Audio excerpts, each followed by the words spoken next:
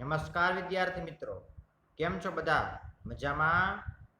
હું જયદીપ ઠાકર આપ સર્વેનું હાર્દિક સ્વાગત કરું છું.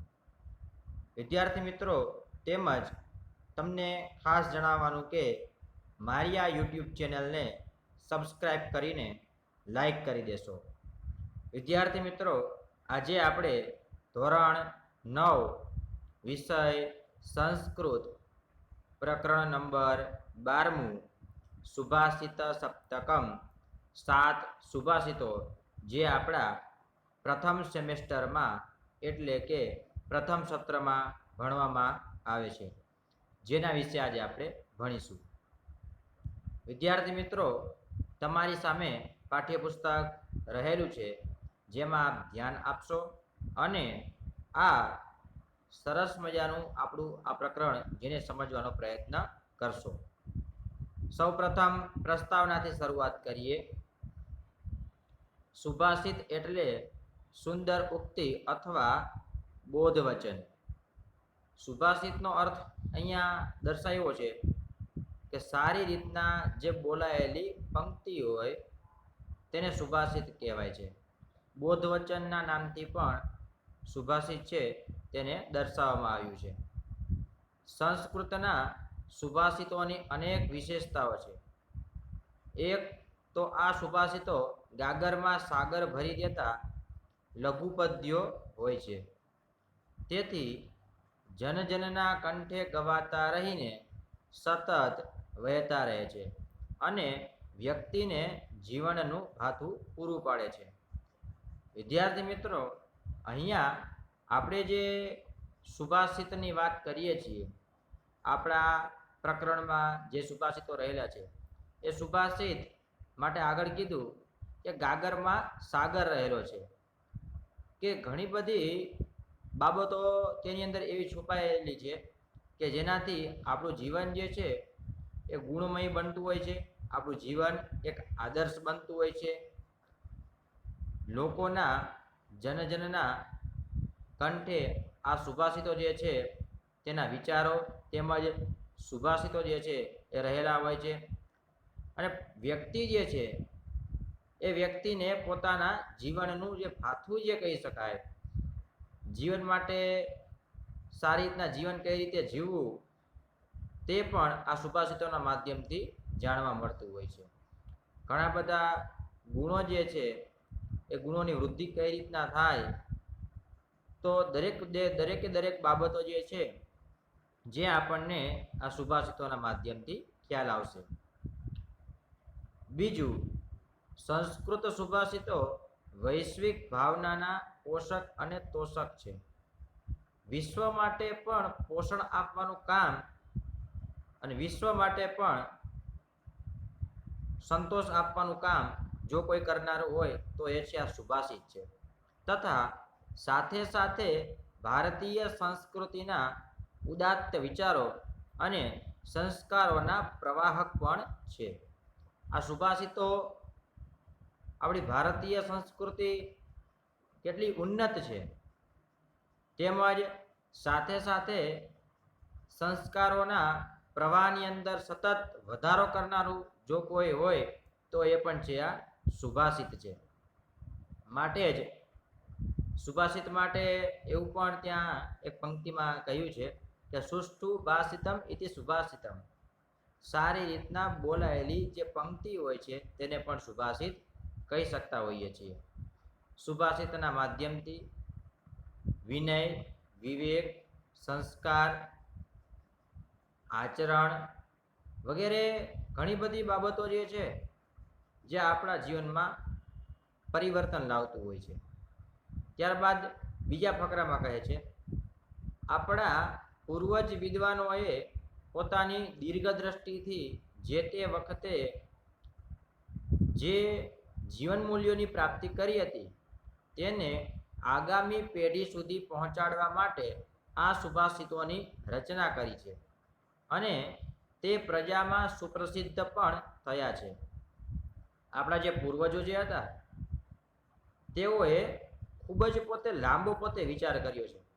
પોતે જે ઉન્નત વિચારોથી જે જીવન જે જીવતા હતા તેમની આગળની પેઢીઓ પણ, તેમના આગળના વંશજો પણ આ જ વિચારસરણીને જાળવી રાખે, આવા જ આદર્શ જીવનને એ પણ પોતે જાળવી રાખે, તેઓએ પોતે ખૂબ વિચાર કર્યો હતો.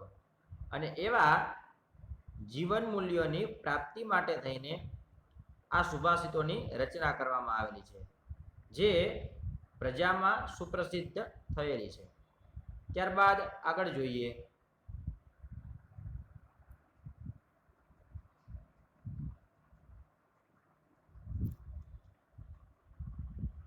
પ્રાચીન સમયના આ સુભાષિતો આજે પણ એટલા જ પ્રસ્તુત છે. આજે પણ તે કોઈ પણ જાતના ભેદભાવ વગર દરેક માણસને આદર્શ અને આનંદપ્રદ જીવન જીવવાનો માર્ગ કંડારી આપે છે. આ સુભાષિતો પ્રાચીન સમયના, જૂના સમયના, પણ આજે પણ એ એટલા પ્રસિદ્ધ છે. સાથે સાથે દરેક માણસ જે છે એનું જીવન આદર્શમય બને, આનંદમય તેનું જીવન બને, અને જીવન જીવવાનો જો સરળ અને જે સહજ માર્ગ બતાવવાનું જો કાર્ય કરનાર હોય તો એ છે આ સુભાષિતો છે. ત્યારબાદ ગીરવાણગીરાના અનમોલ રત્ન સમાન 7 સુભાષિતોનો અહીં અભ્યાસ કરીશું, અને સાથે સાથે આ સુભાષિતો દ્વારા જે બોધ મળે છે તેને પોતાના જીવનમાં નિષ્ઠાપૂર્વક ઉતારવાનો શુભ સંકલ્પ કરીશું. વિદ્યાર્થી મિત્રો, અહીંયા જે સુભાષિતો રહેલા છે એ સુભાષિતો રત્ન સમાન છે, અને એવા 7 સુભાષિતો આપણને અહીં દર્શાવ્યા છે કે જે સુભાષિતો માત્ર ખાલી ભણવા પૂરતા સીમિત નથી, પણ પોતાના જીવનમાં નિષ્ઠાપૂર્વક જે તે ગુણોની અથવા જે તે સુવિચારયુક્ત પંક્તિઓની વાત કરવામાં આવેલી છે તેમને ઉતારવા માટે થઈને શુભ આપણે સારો સંકલ્પ કરીશું. તો હવે આપણે સુભાષિતોની વિસ્તારથી ચર્ચા કરીએ.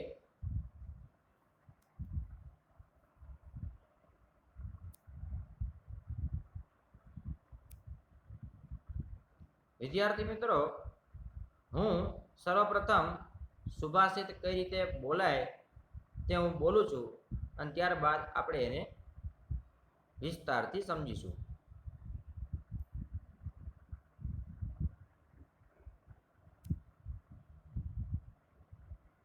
સર્વપ્રથમ સુભાષિતમાં દર્શાવ્યું છે કે કેટલીક વસ્તુ એવી હોય છે કે જે ધીમે ધીમે કરી શકાતી હોય છે, ધીમે ધીમે થતી હોય છે. તો કઈ કઈ બાબતો ધીરજ સાથે સંકળાયેલી છે? શ્લોક બોલું છું સર્વપ્રથમ. શનેહિ પંથા શનેહિ કંથા શનેહિ પર્વત લંઘનમ શનેર્વિદ્યા શનેર્વિત્તમ પંચૈતાનિ શનૈહિ શનૈહિ. વિદ્યાર્થી મિત્રો, 5 એવી બાબતોની ચર્ચા કરેલી છે કે જે ધીમે ધીમે થતી હોય છે. શનૈહિ પંથા, માર્ગ જે છે એ માર્ગ કાપવો હોય તો માર્ગ જે છે એ માર્ગ ધીમે ધીમે રીતના ઓળંગી શકાય છે. શનૈહિ પંથા, પંથ કહેતા માર્ગ. શનૈહિ કંથા, ગોદડી જે છે તે ધીમે ધીમે બનાવાતી હોય છે, ધીમે ધીમે થતી હોય છે. ત્યારબાદ શનૈહિ પર્વત લંઘનમ, પર્વત જે છે એ પર્વતને ઓળંગવો હોય તો પર્વત માટે થઈને ધીમે ધીમે પર્વત જે છે તેને ઓળંગી શકાતો હોય છે. માટે કારણ કે જો પર્વત જે રહ્યો એ પર્વત ઉપર આપણે પર્વત નીચે આપણે જમીન પર હોઈએ તો જમીન પરથી પર્વત ઉપર જવા માટે થઈને સીધું જ આપણે વિચાર્યું એ મુજબ આપણે પર્વત ઉપર પહોંચી જતા હોતા નથી. તો ધીમે ધીમે પર્વત જે છે તેના પર પહોંચી શકીએ છીએ, જે આપણને ખ્યાલ છે. શનેર વિદ્યા, વિદ્યા જે છે, જ્ઞાન જે છે, આમ તો જ્ઞાન માટે કીધું છે. એ જ્ઞાન જે છે ને એ તો આપણે 7 જન્મ સુધી પણ ખૂટે નહીં તેટલું જ્ઞાન રહેલું છે. પણ એ આટલું બધું જ્ઞાન જે છે એ અથવા આપણે જે જીવન જીવીએ છીએ ત્યાર પૂરતું જે સીમિત જ્ઞાન છે એટલું જ્ઞાન પણ જે તે ઉંમર મુજબ વિચારતા હોઈએ, વહેલી તકે વિચારતા હોઈએ. કારણ કે એકી સાથે કોઈ વ્યક્તિ દરેક પ્રકારનું જ્ઞાન જે છે જેને પોતે પ્રાપ્ત કરી શકતો હોતો નથી. સમયને જતા, ઉંમર થતા અથવા કોઈ યોગ્ય સમયે એ પોતે જ્ઞાન જે છે એ ધીમે ધીમે પોતે મેળવતો રહેતો હોય છે. માટે જ વિદ્યા પણ જે છે એ વિદ્યા પણ ધીમે ધીમે પ્રાપ્ત થતી હોય છે. શનેર વિદ્યા, શનેર વિત્તમ, વિત્તમ કહેતા રૂપિયા. આજને આજ વિચાર કરીએ કે કરોડોપતિ થઈ જઈએ કે ખૂબ ધનવાન થઈ જઈએ તો તેના માટે પણ થઈને ખૂબ મહેનત કરવી પડતી હોય છે. માટે રૂપિયા પણ જે છે જે પણ ધીમે ધીમે કરતા આપણે મેળવતા હોઈએ છીએ. અને વધારે ધનવાન થવા માટે થઈને સામે તેટલી મહેનત કરવી પડતી પણ હોય છે.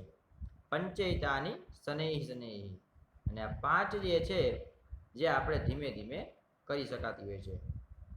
માર્ગ જે છે જે ધીમે ધીમે આપણે પસાર કરી શકીએ, માર્ગ જે છે જેની ઉપર આપણે ધીમે ધીમે આપણે ચાલીને આપણે એને પસાર કરી શકીએ છીએ. શનૈ પંથા, શનૈ કંથા, ગોદડી પણ ધીમે ધીમે બનાવી શકાય છે. શનૈ પર્વત લંઘનમ, પર્વત જે છે જેને પણ ધીરજથી ઓળંગી શકાય છે અને ધીરે ધીરે જ ઓળંગાય છે.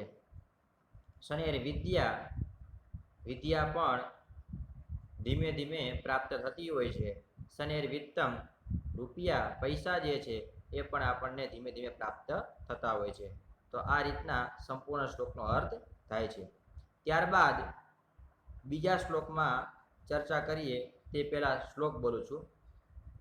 શીલમ શૌર્યમનાલસ્યમ પાંડિત્યમ મિત્ર સંગ્રહ અચૌરહરણીયાની પંચૈતાન્યક્ષયો નિધિ.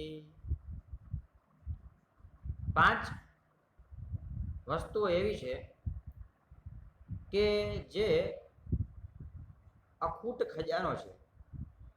5 બાબતો એવી છે કે જે અખૂટ ખજાનો છે કે જે ક્યારે ખૂટતો હોતો નથી. સાથે સાથે એના માટે અવિનાશી શબ્દ પણ ત્યાં દર્શાવ્યો છે કે જેને કોઈ ચોર જે છે એ પોતે ચોરી કરી શકતો હોતો પણ નથી. તો એ શું છે જેને જોઈએ? પહેલું કહ્યું છે શીલમ. શીલમ કહેતા સારું ચારિત્ર્ય. ચરિત્ર જેનું સારું હોય, આપણે બીજા કોઈનું ચરિત્ર સારું જોઈએ અને આપણને એમ વિચાર આવે કે તેમનું ચરિત્ર જેવું છે એવું ચરિત્ર મારું થઈ જાય તો એ વસ્તુ અશક્ય છે. હા, એને આપણે ચોરી નથી કરી શકતા પણ એ મુજબ આપણે આપણા જીવનમાં પરિવર્તન લાવી શકીએ છીએ. એ રીતના થઈ શકે છે પણ આપણે એને ચોરી શકતા હોતા નથી. પેલું કીધું સારું ચારિત્ર્ય, શીલમ. શૌર્યમ કહેતા શૂરવીરતા. બીજાની શૂરવીરતા સારી હોય એવી શૂરવીરતા માટે આપણે ખૂબ મહેનત કરવી પડે પણ એને આપણે ચોરી કરી શકતા હોતા નથી. અનાલસ્યમ એટલે કે આળસને ત્યજવી. ઉદ્યમશીલ બનવું, મહેનતુ બનવું, પુરુષાર્થ કરતા શીખવું. બીજા કોઈ વ્યક્તિ જે પોતે ખૂબ જ મહેનત કરતા હોય અને એ જેટલી મહેનત કરે છે અને કદાચ માનો કે કોઈ જે મહેનત કરતું નથી તો એ પોતે વિચાર કરે કે એ વ્યક્તિ પોતે સામેવાળો જેવી મહેનત પોતે કરે છે એ મહેનત હું પણ પોતે કરવા માંડું, વિચારવા માત્રથી કંઈ થતું હોતું નથી. અથવા એની જે સારી મહેનત છે જેને આપણે ચોરી શકતા હોતા નથી, પણ આપણે વિચાર કરીને આચરણમાં મૂકીએ તો એ બાબત શક્ય છે. ત્યારબાદ પાંડિત્યમ એટલે કે પંડિતાઈ. ત્યારબાદ કયું છે મિત્ર સંગ્રહ, સારા મિત્રોનો સંગ્રહ, સારા મિત્રોની સોબત કરવી.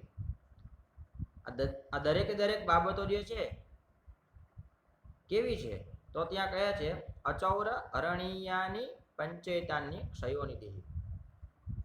આ પાંચે પાંચ બાબતો, પેલું કયું છે સારું ચારિત્ર્ય, શીલમ એટલે કે સારું ચારિત્ર્ય, શૌર્યમ કહેતા સુરવીરતા, અનાલસ્યમ એટલે કે ઉદ્યમશીલતા, આળસને છોડી દેવી, પાંડિત્યમ કહેતા પંડિતાઈ, મિત્ર સંગ્રહ સારા મિત્રોનો સંગ્રહ કરવો.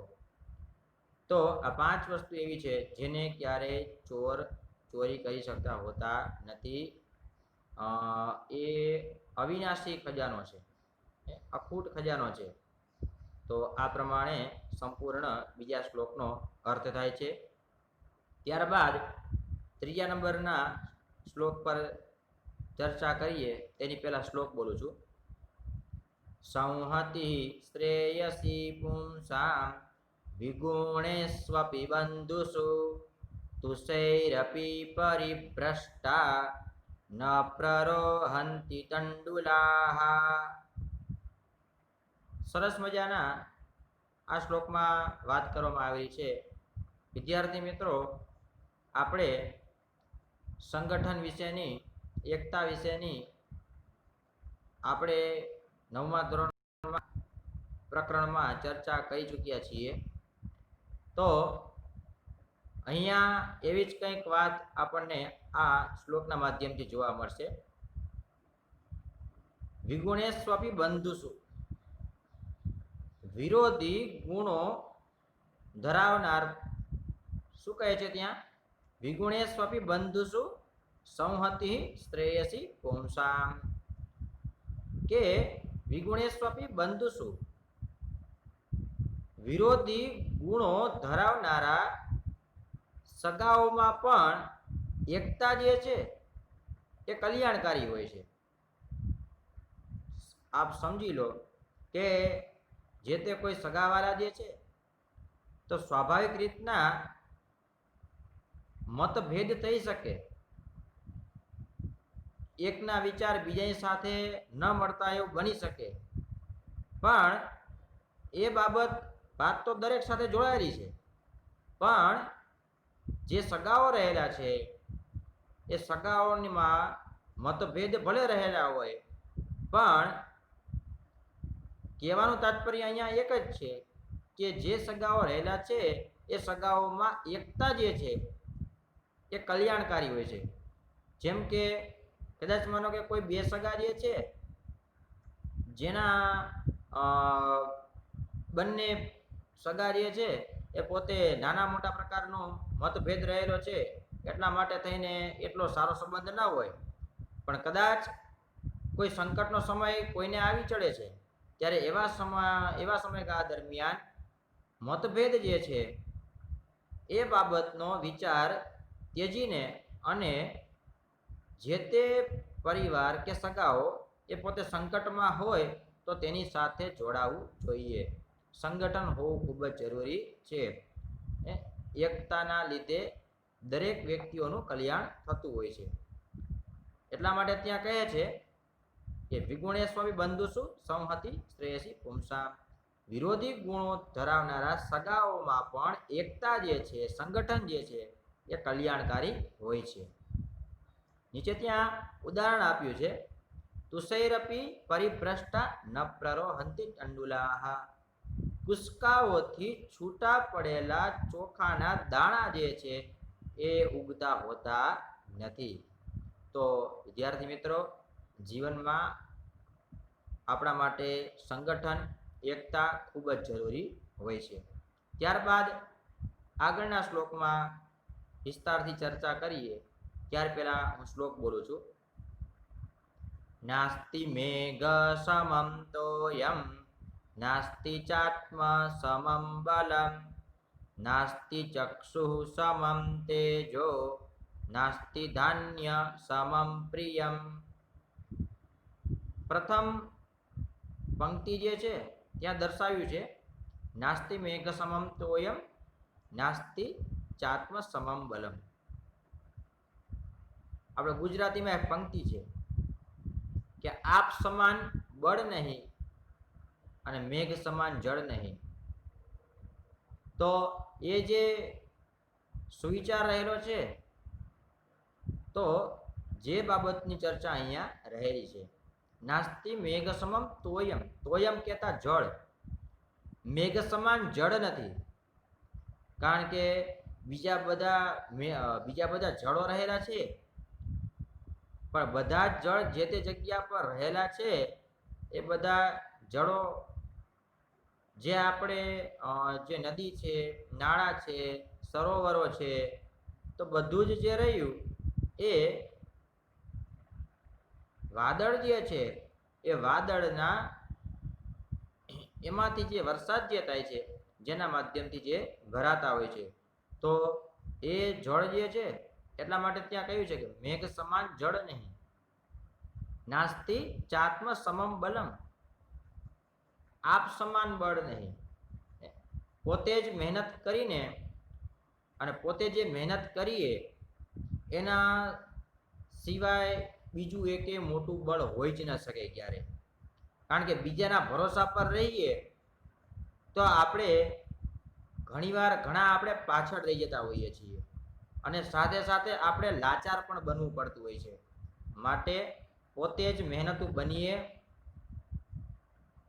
પોતાના આત્માને એટલો મજબૂત બનાવીએ, પોતાના વિચારો એટલા મજબૂત બનાવીએ, પોતે એટલા મજબૂત બનીએ કે જેથી કરીને દરેક પ્રકારના કામો અથવા વધારેમાં વધારેના કાર્યો જે હોય, વધારેમાં વધારે જે કાર્યો હોય એ આપણે પોતે સ્વયં કરી શકીએ. જેના માટે થઈને આપણે બીજા પાસે ઓછું જવું પડે. આત્મ સમમ બલમ. નાસ્તિ ચક્ષુ સમમ તેજો,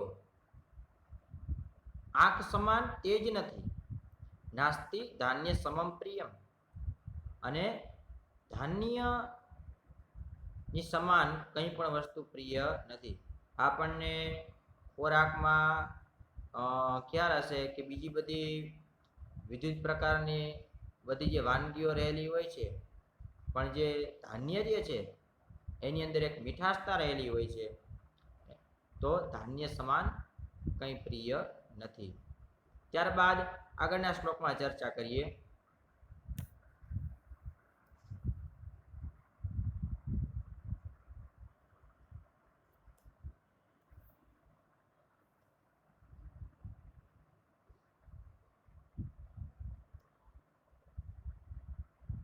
શ્લોક બોલું છું સર્વપ્રથમ. સત્યમ તપો જ્ઞાનમહિંસતાં ચ વિદવત પ્રણામં ચ સુશીલતાં ચ એતાનિ યો વિદધાતિ સ વિદ્વાન ન એકપક્ષો વિહગઃ પ્રયાતિ. બહુ સરસ મજાની આ શ્લોકમાં અહીંયા વાત કરવામાં આવેલી છે કે વિદ્વાન કોને કહી શકાય. તો કે ત્રીજી પંક્તિમાં એ પંક્તિ દર્શાવી છે એતાનિયો વિદધાતિ સ વિદ્વાન. આવા વ્યક્તિને વિદ્વાન જાણવો જોઈએ. સત્યમ જેની અંદર સત્ય રહેલું હોય, તપો કહેતા જેની અંદર તપ રહેલું હોય, જ્ઞાનમ જેની અંદર જ્ઞાન રહેલું હોય, અહિંસતામ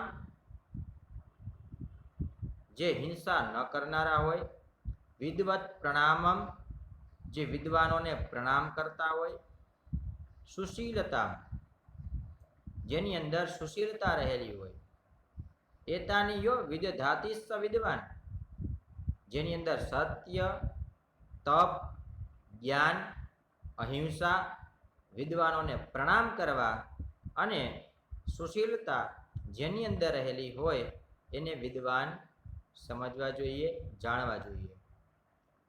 અને અંતિમ પંક્તિમાં કીધું ન એક પક્ષો વિહગ પ્રયાતિ. એક પાંખવાળું પક્ષી જે હોય છે એ ક્યારેય ઉડી શકતું હોતું નથી. એટલે કે જે કોઈ વ્યક્તિ એક અથવા એવા 2-4 ગુણોથી પોતાને જો વિદ્વાન માનનારા હોય તો એ પોતે ક્યારે આગળ વધી શકતા હોતા નથી.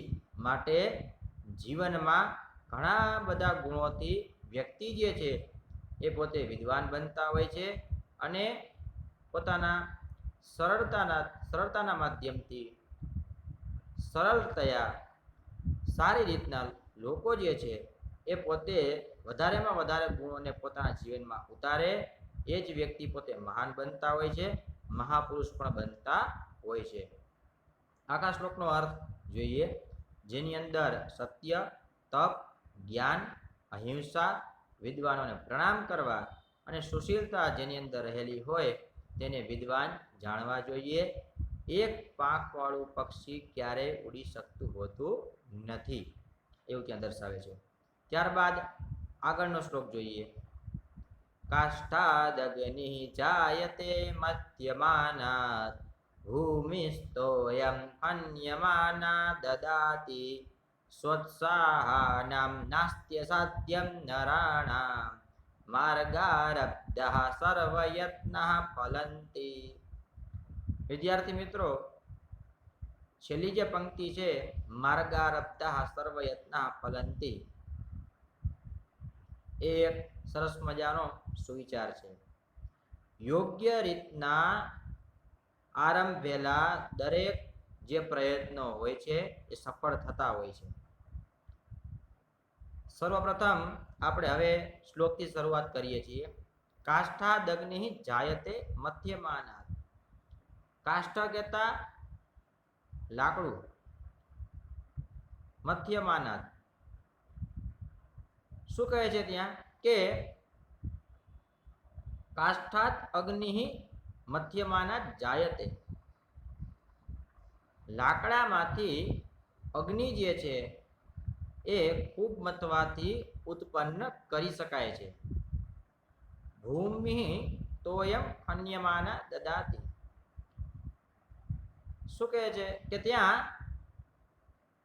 ધરા જે છે, ભૂમિ જે છે, જેને ખોદવાથી પાણી પણ નીકળી શકે છે.